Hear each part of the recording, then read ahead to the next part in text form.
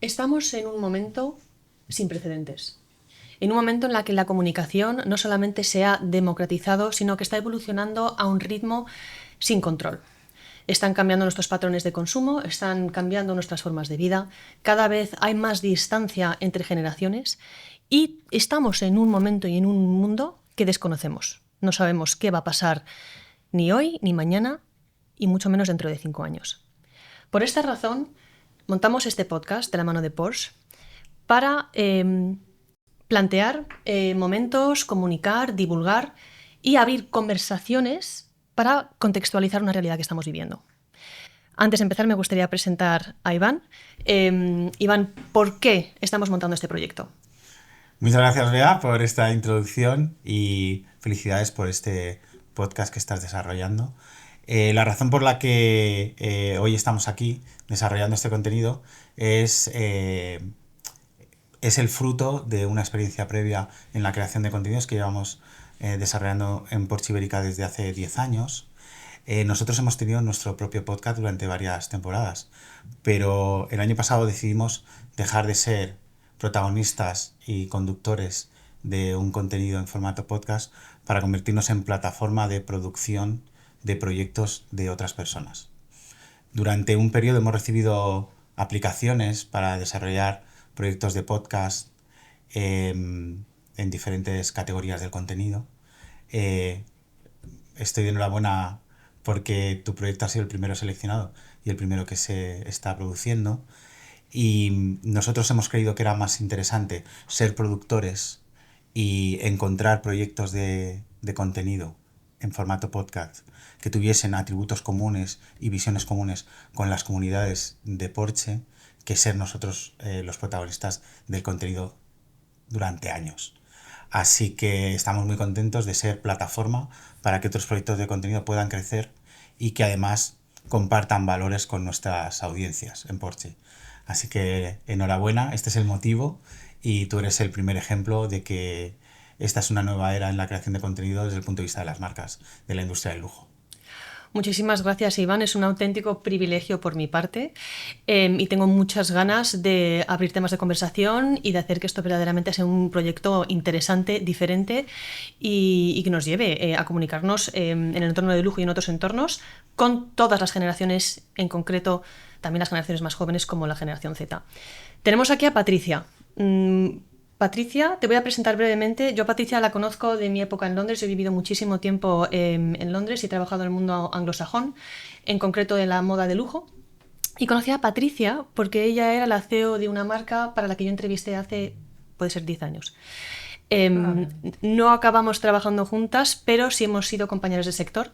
Y cuando Iván me propone este proyecto, no pienso en mejor persona para ayudarnos a introducir este proyecto en concreto. Antes de nada, te voy a pasar la palabra porque creo que merece la pena que te presentes bien, porque has hecho muchas cosas después de cuando nos conocimos, cuando estabas en Templey. Patricia, cuéntanos un poco quién eres y qué es lo que haces. Buenos días y muchísimas gracias por invitarme. Es un honor realmente estar aquí y poder un poco compartir ideas, ¿no? De cómo vemos el sector del lujo ahora. Como bien has dicho, llevo ya 23 años en Londres. He desarrollado toda mi carrera profesional allí, siempre en el sector de lujo. Empecé con Burberry.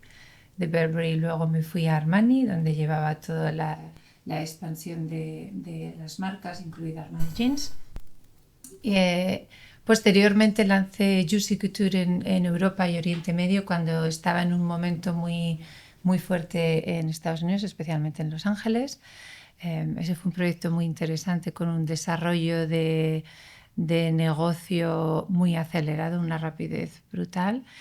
Y luego pasé a ser la CEO de una marca inglesa, Temple London, donde nos conocimos, Bea, donde mi puesto estaba muy enfocado a un reposicionamiento de marca. Estuve allí 5 años y me vine a España 2 años para trabajar para Inditex, pero echaba mucho de menos mi vida en Londres y un poco volver al mundo del lujo, ¿no? Donde yo realmente tengo un poco el know-how. Tengo una consultoría donde hago consultoría estratégica, pero ahora mismo estoy trabajando como CEO de Roxanda, que es una marca de lujo de mujer muy especializada y con un link muy importante en arte y en arquitectura. Patricia ha optado por este puesto para dar una vuelta total a la marca. Yo es una marca que conocía de mi época en Londres, muy nicho, muy posicionada y considerada, Roxanda, la diseñadora, es uno de los perfiles con mayor relevancia artística a nivel confección en el mundo anglosajón. Ahora ya vamos a aterrizar y vamos a entrar en la razón de ser de este primer episodio, que es ¿por qué estamos en este ecosistema? ¿Por qué están cambiando los valores tradicionales del lujo, que ahora vamos a hablar de ellos, y ante qué valores nos estamos enfrentando con esa dicotomía, ¿no? He mencionado antes en otras ponencias y charlas que estamos ahora mismo en un momento en el que 5 generaciones están coexistiendo. Y eso genera un panorama en el que hay patrones de consumo muy diferentes entre unas generaciones más jóvenes y unas generaciones más maduras y más pudientes. Entonces, con esta pequeña contextualización demográfica en el mundo desarrollado, ahora hablemos de los valores del lujo. Tenemos por un lado la artesanía, la calidad de los productos, que se ha cuestionado muchísimo recientemente. No voy a entrar en el por qué ni el cómo. Tenemos la narrativa, que también se ha abusado mucho del copy y la narrativa. Ahora Patricia te va a hacer una pregunta con respecto a esto. Tenemos las personas, la comunidad, el diseño, etc. Estos son como un poco los valores pilares. Pero luego entran en juego aquí 2 otras cosas que están un poco cambiando el panorama, ¿no? Por un lado está el valor de la libertad. Nunca hemos sido tan presos de nuestra circunstancia, de nuestra realidad. Creemos que somos libres, pero no lo somos. Y la libertad, poco a poco, como valor fundamental del lujo, está empezando a cambiar nuestros patrones de consumo. ¿Cómo los cambia? Nosotros decidimos dónde trabajamos, dónde vivimos, cómo lo hacemos, con quién. ¿Qué experiencias hacemos? ¿En qué invertimos?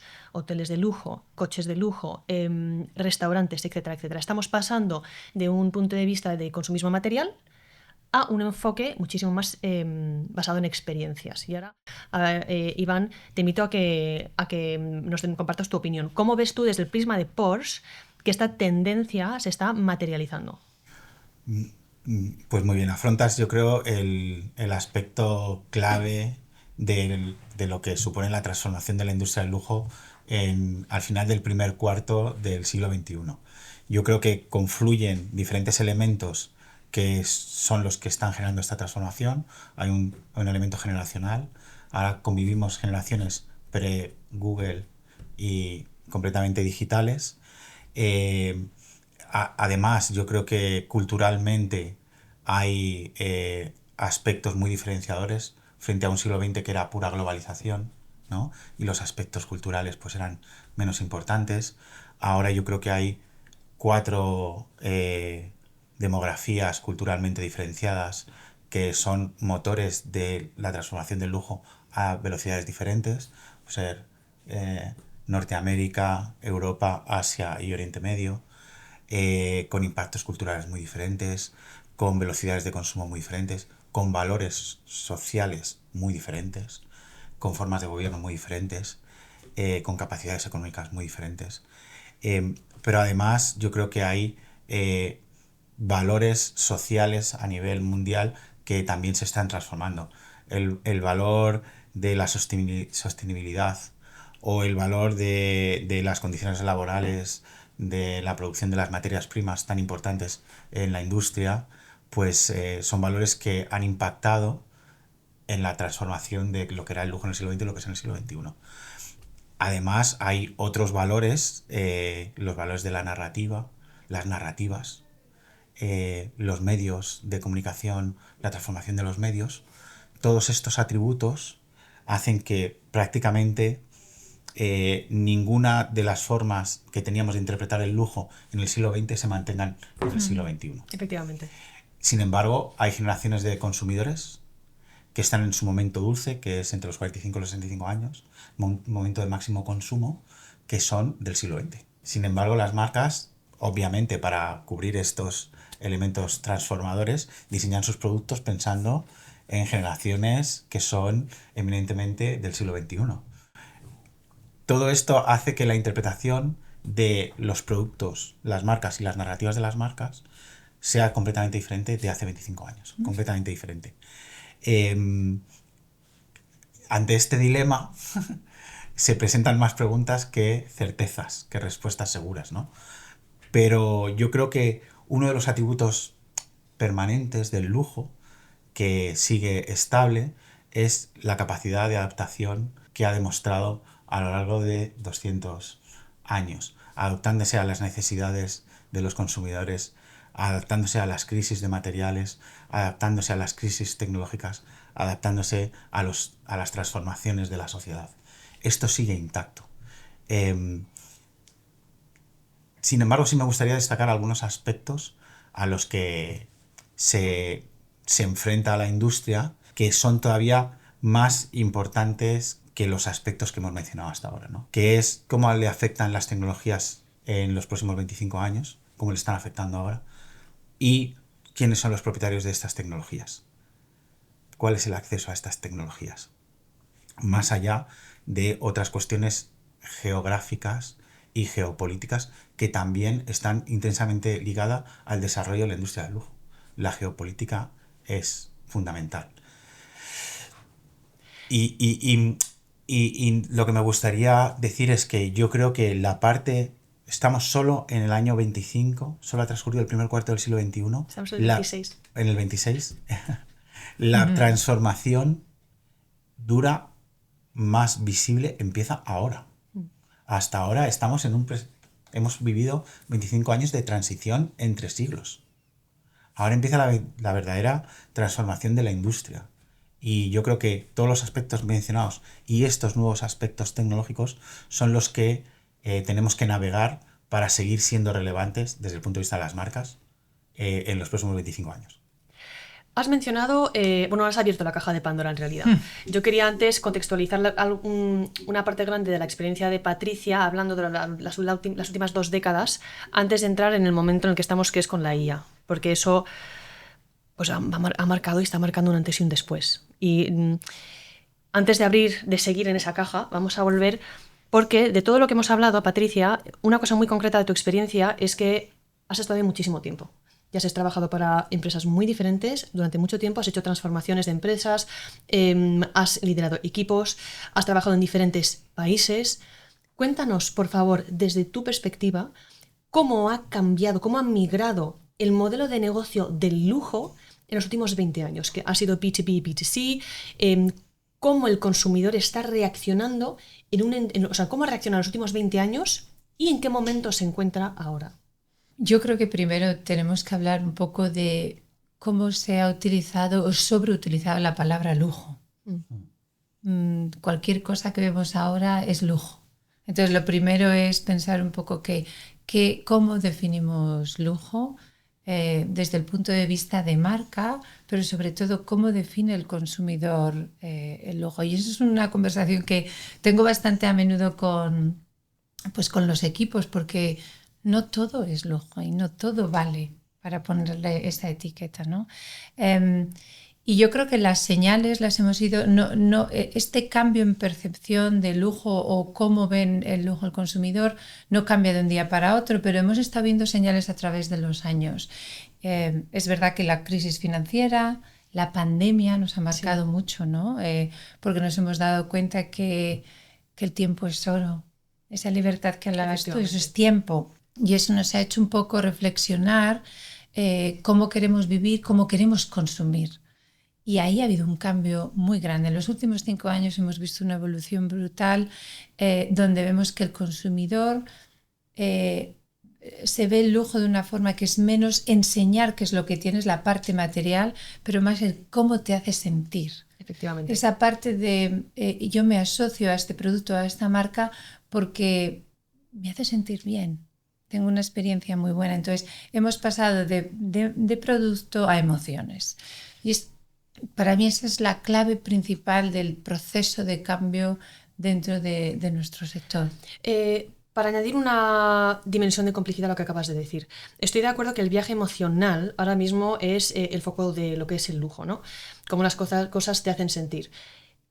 En toda tu experiencia, tú has estado más de 20 años en el sector, pero hablas de los últimos 5 años, pre y post pandemia. ¿Qué crees que ha sido la razón? O sea, ¿cuál ha sido el catalizador de ese cambio? Porque hay un antes y un después del COVID.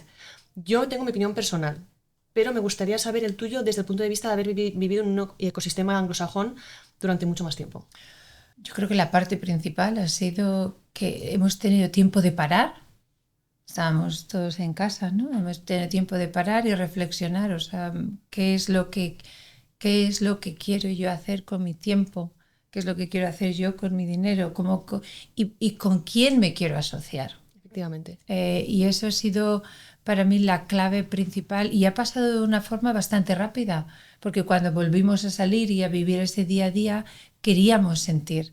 Queríamos emocionarnos, queríamos asociarnos con marcas que nos hacían sentir bien o que estaban muy alienadas con la forma en la que nosotros veíamos un poco el mundo, ¿no? Efectivamente. Y no solo eso, sino que cuando hay este gran reset en el tema del COVID, ahora te voy a preguntar a ti, Iván, cómo lo visteis desde el punto de vista de la automoción, hay una cosa que se impulsa de forma descontrolada y es la democratización de las redes. Los canales de comunicación evolucionan de forma expansiva, se pierde un poquito el control y de repente todo empieza a ser visible a todo el mundo. No solamente pasamos por un momento de limpieza de valores, entendemos cómo queremos gastar nuestro tiempo, esos vínculos emocionales, cómo nosotros queremos progresar dentro de nuestro entorno, esas comunidades, y empezamos a vivir en un mundo en el que vemos todo. De ahí la logomania, de ahí un poco el FOMO desenfrenado de por qué tengo la sensación de que todo el mundo tiene acceso a todo, y el lujo empieza a cambiar. No queremos ya ciertos logos, lo que has dicho antes, Patricia, con quién me asocio y por qué. Esas comunidades, ese viaje emocional. Empezamos a asociarnos a valores que son mucho más trascendentales, que van más allá de yo llevo esta marca porque me la puedo permitir. Es yo invierto en esto o conduzco este coche por la comunidad a la que pertenezco cuando hago esto. Iván, ¿tú has visto esto desde vuestro prisma? Sí, para nosotros el COVID, para toda la industria del automóvil, fue un momento de hacerse preguntas existenciales, porque no se podía conducir, no se podía viajar.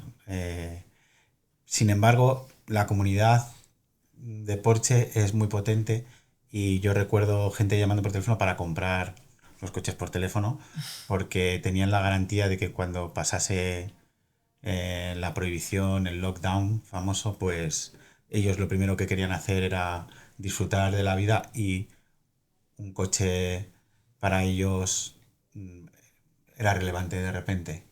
Y la comunidad también, nosotros, pues se reforzó mucho.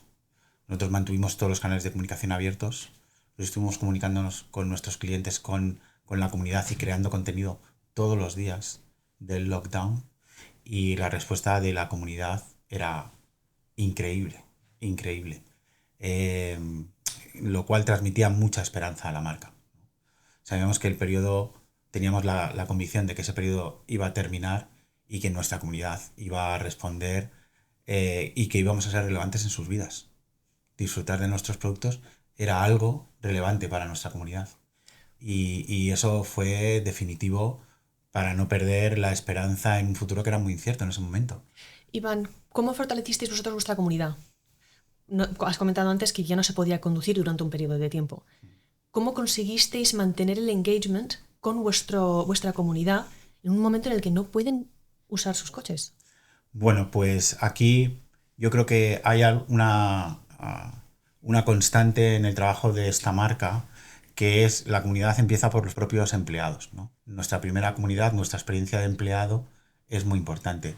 Entonces, nuestro CEO aquí en Porsche Ibérica, pues todos los días se conectaba, nos conectábamos en una telco y todos los días para ver qué tal estábamos, quién andaba con problemas de salud o quién no. Era muy humano, ¿no? Muy humano.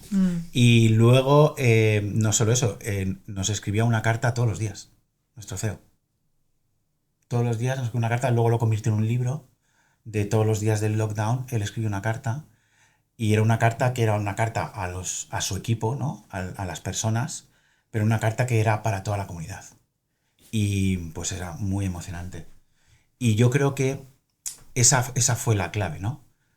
una buena interpretación del CEO cuando sabe que la emoción es el hilo conductor que hace que tu marca sea relevante para las personas, empezando por tus empleados, yo creo tienes una conciencia de la marca en la que estás, cuáles son sus valores fundamentales.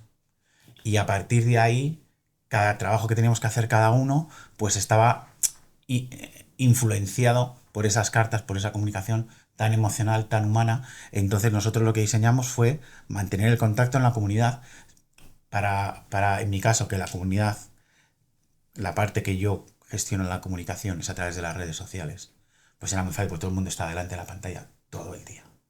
Entonces, claro, el único problema que teníamos era la creación de contenido. Pero nosotros aprovechamos para hacer directos. Nosotros hicimos programas en directo que eran como pasapalabra, pero de la temática Porsche. Y nosotros, pues creamos una estrategia de contenido pensando en el lockdown. Muy bien, muy visionario. Has dicho una cosa muy interesante y ahora paso la palabra a Patricia. Porsche actuaba como haciendo que sus trabajadores sean cuasi embajadores de la marca. Entonces, es una empresa en la que cada persona se convierte en un fan, un ecosistema pequeño dentro de otro más grande que promueve los valores de la marca. Y eso es una tendencia que yo estoy viendo en otras empresas pymes y ya no tan pymes, que cuando tus empleados y tu equipo respira verdaderamente los valores de tu marca, se multiplica el poder, el crecimiento de marca, la amplificación, el know-how, todo, porque todos son como pequeños influencers para la marca. Has dicho otra cosa muy interesante y que te ha hecho eco Patricia. La narrativa del CEO de Porsche durante esa época muy difícil para un montón de personas era humano. Él estaba siendo humano. Y hay una tendencia muy grande que estamos viendo en todo el ecosistema de lujo, que es la humanización de todo. Y aquí abro la grandísima caja de Pandora, que es la IA, que está yendo en contra de esto, ¿no? Todo es más rápido, todo es más fácil. Si se utiliza bien la IA, muchísimos de los trabajos que conocemos hoy de forma convencional van a desaparecer. Y por contraste, sale uno de los valores tradicionales del lujo, que es la humanización de todo, ¿no?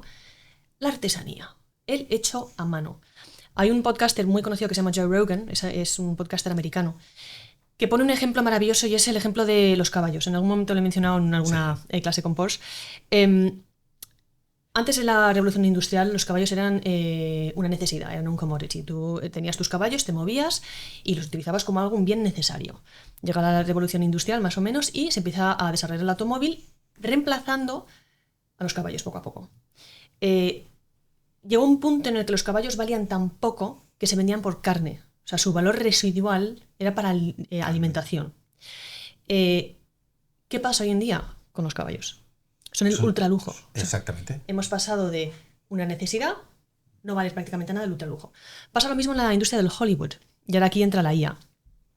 En los años 60-70, los actores de Hollywood eran la realeza de hoy. Eran famosos con unos salarios artificialmente inflados por blockbusters, películas. Eran la realeza. Eran unos personajes que tenían un poder de movimiento de masas increíble. En los últimos 5 años, ojo, 5 años, hemos pasado de hablar de décadas a hablar de años ya, o sea, periodos mucho más cortos. En los últimos 5 años, con la aparición de HBO, Netflix, Prime, el consumo de este tipo de contenido se ha maximizado. O sea, estamos en máximos históricos y ya las personas no van tanto al cine. ¿Qué está pasando? Toda la industria de producción de Hollywood está en llamas. No se paga lo mismo los actores, no se paga lo mismo las productoras, los maquilladores, los videógrafos. Toda esa industria está sufriendo porque el patrón de consumo ha cambiado. Y hoy en día con la IA se pueden crear guiones, películas, incluso se pueden crear actores falsos, creados con la IA, que los consumidores pueden consumir. O sea, se puede consumir contenido totalmente generado con la IA. Entonces volvemos al ultralujo. ¿Qué va a ser el ultralujo dentro de 2, 5, 10 años? Ver a Johnny Depp en vivo actuando. Y eso va a valer 1 millón. Ahora extrapolamos esto a la industria de la moda.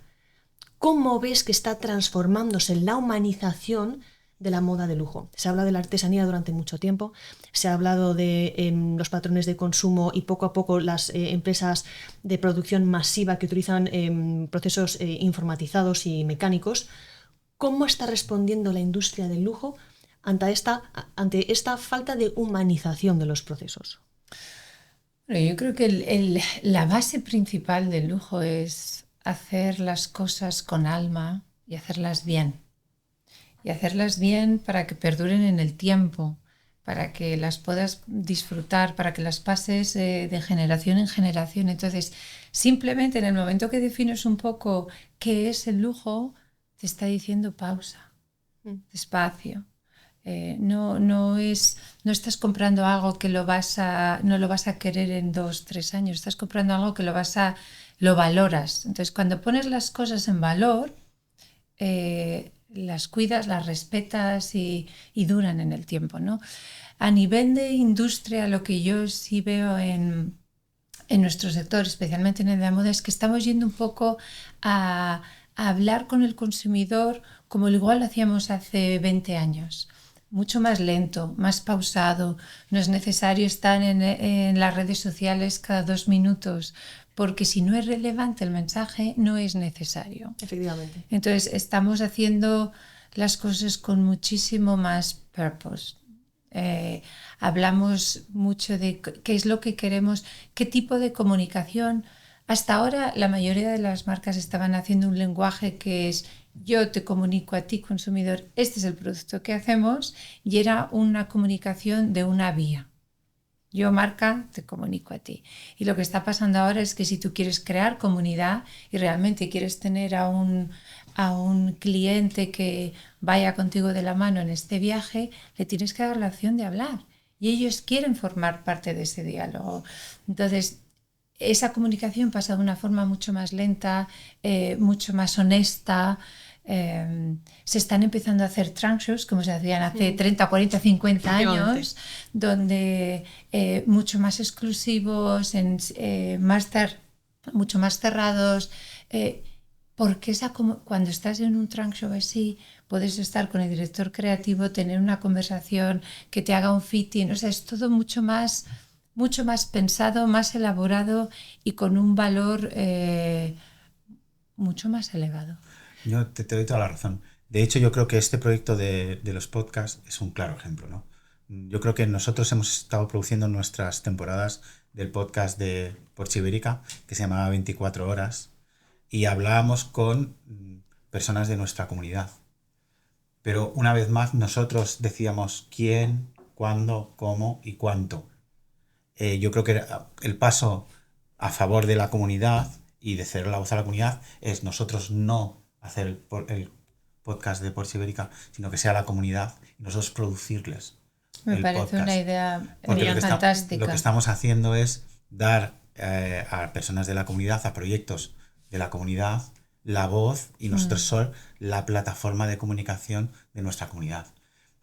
Esto lo que pone de manifiesto es una estrategia, que es exactamente la que has descrito. Es no solo establecer la comunicación, o más bien ejercer la comunicación, sino establecer un medio de comunicación bidireccional. Uh-huh. La conversación. La conversación. Y si esta estrategia la haces bien y la llevas a todos los planos de tu estrategia de comunicación, pues los contenidos dejas de hacerlos tú, todos, y es contenido generado por la comunidad. Y esto yo creo que es donde la marca se pone a prueba, donde la marca también mide la fortaleza de su comunidad, y también arriesgas todo. Pero es que yo creo que parte de cómo van a ser las marcas en los próximos 25 años, las marcas de la industria del lujo, tiene mucho que ver en cómo iniciaron su andadura esas marcas, su construcción, que era asumiendo riesgos por encima de lo que se ha estado haciendo en los últimos 50 años. Y una parte muy importante es liderando siempre con la emoción. El cliente está sobreexpuesto de información con los canales que tenemos. Estamos viendo producto todo el rato. Es realmente agotador, ¿no? Y muy poco de ello te conecta. Entonces, esa parte de realmente ser honesto, conectar con ellos y hacer las cosas bien es muy importante, y crear una comunidad. Ellos van a amplificar tu mensaje. Efectivamente. Y sobre todo que Yo creo que ha habido un atributo que hemos trabajado todas las marcas de lujo, que ese atributo fuese reconocido por nuestra comunidad, que es que fuésemos representativos. Que alguien dijese, yo me compro este producto porque me representa, ¿no?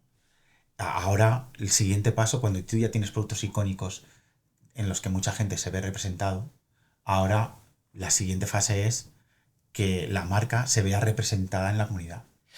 Además estáis hablando de una... Bueno, has dicho algo, Patricia, antes súper interesante, que ahora lo caso con lo que acaba de decir Iván. Hemos pasado de una tendencia en la que la marca dictaba los valores. Esto soy yo, estos son mis productos, estos son mis valores. Y ahora el consumidor está retomando el control de esa narrativa. Está diciendo, yo soy el cliente y la comunidad tiene que generar la marca tiene que generar esa comunidad en base a lo que el cliente quiere. De cara a los trunk shows. Un trunk show tradicionalmente es un modelo en el que el cliente conoce al equipo directivo o al diseñador directamente y tiene ese tú a tú, face to face, donde experimenta el producto con las manos del creador. Y es una experiencia emocional súper poderosa, porque no estás comprando una prenda en una tienda, tú estás conociendo a las manos que han creado esa obra de arte o ese vehículo, esa experiencia, y estás viviéndola. Pasa lo mismo en la gastronomía de lujo. Tú cuando vas a un restaurante y te recibe el chef maestro, es un momento de disfrutar lo que estás viviendo con la persona, con el creador, ¿no? Entonces estamos volviendo a darle el poder al consumidor de lujo, que es como debería tenerlo.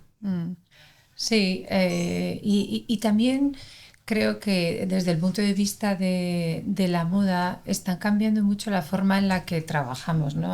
Antes nos centrábamos solo en el producto, pero ahora tenemos que crear ese storytelling para poder emocionarles. Y el storytelling va mucho más allá del producto o la colección per se, pero cómo vamos en este viaje con el consumidor, cómo hacemos actividades o eventos o experiencias que sean muy relacionadas con la marca. Por ejemplo, en Roksanda los valores, ¿no? Los pilares siempre es arquitectura y arte. Pues hacemos eventos que están muy relacionados con ellos. O sea, no vamos a hacer algo que no tiene sentido, y es una forma de seguir manteniendo el diálogo con el cliente. No porque queremos venderles más, es porque queremos cuidarles y queremos que formen parte de nuestra experiencia. Y esa parte es clave. Efectivamente. Esa parte es clave. Tuve hace poco una experiencia, no voy a decir la marca, fantástica, donde estaba comprando algo para mi marido, es su marca favorita, hablando mientras estaba efectuando el pago. Le dije, bueno, voy a ir ahora me encanta el café, voy a ir a este... A las 2 semanas recibí un paquete precioso de una marca de café súper nicho. No tenía nada que ver con el producto que estaba comprando. Se me ha puesto la piel de gallina. Y era alguien de tienda. O sea, están muy bien preparados en el servicio, en el journey. Me escribió una carta personalizada súper bonita. No me estaba hablando de la marca. Estaba conectando conmigo a nivel emocional. Y ese es como tenemos que evolucionar. Ya no vale el WhatsApp, tengo la colección nueva. Es cómo tocamos, ¿no? Eso es que se te ponen los pelos de punta diciendo I'm loyal, Sí, you sí. care. Iván, Patricia, nos estamos quedando sin tiempo, pero hay una cosa que habéis dicho los dos y que quiero reciclar para haceros la última pregunta. Has hablado de propósito, Patricia. Has hablado del viaje emocional. Iván, tú has hablado de la generación de comunidad, de la humanización. ¿Qué creéis que van a ser los valores fundamentales de aquí a los 5, no digo 10 años, porque va a ser imposible ver qué va a pasar en 10 años, pero ¿cuáles creéis que van a ser los valores fundamentales de aquí a los próximos 5 años en el ecosistema del lujo? Yo lo digo, vamos, nosotros aquí trabajamos en esto todo el rato. Intentamos definir dónde tenemos que poner de forma más eficaz nuestros recursos para ser relevantes. Entonces, nosotros yo creo, precisamente, que el primer foco tiene que ser la comunidad. El segundo foco tiene que ser la experiencia de marca. No hablo ya solo de la posesión, sino la experiencia de marca. Y la tercera tienen que ser los valores, los atributos principales de la marca, nuestros valores, nuestros materiales, nuestra forma de fabricar, cómo fabricamos, dónde fabricamos, los valores culturales de la marca. Y en último punto, yo diría también la el impacto cultural que tenemos como marca. No es lo mismo cómo afrontamos nuestra comunicación, nuestros principios, el desarrollo de nuestros productos en Asia que en Norteamérica, que en Europa. Efectivamente. Y Patricia, en tu caso, ¿cuáles creen que van a ser los valores que van a predominar de aquí a los próximos 5 años? Bueno, yo creo que son muy parecidos a los que has dicho tú, Iván, pero creo que la autenticidad es clave y la honestidad. El cliente está muy bien informado e identifica muy fácilmente cuando cuando las marcas no son honestas. Entonces, mantenerte muy honesto, hacer las cosas bien, despacio y ser capaz de comunicar cuáles son tus valores son las claves para que tengas una comunidad que te sigue, ¿no? Y que va de la mano contigo. Patricia, Iván, muchísimas gracias. Ha sido maravilloso. Así culminamos nuestro primer episodio, que esperamos que haya generado suficiente contexto. Será el primero de muchos. Y Iván, muchísimas gracias por crear la plataforma y dar visibilidad a tanto a Patricia como a mí y a los próximos profesionales que van a venir a compartir sus historias. Gracias a vosotros por ser parte de la comunidad de Porsche y una vez más ponerle contenido y voz a esta marca y a este ecosistema que es tan relevante para las personas.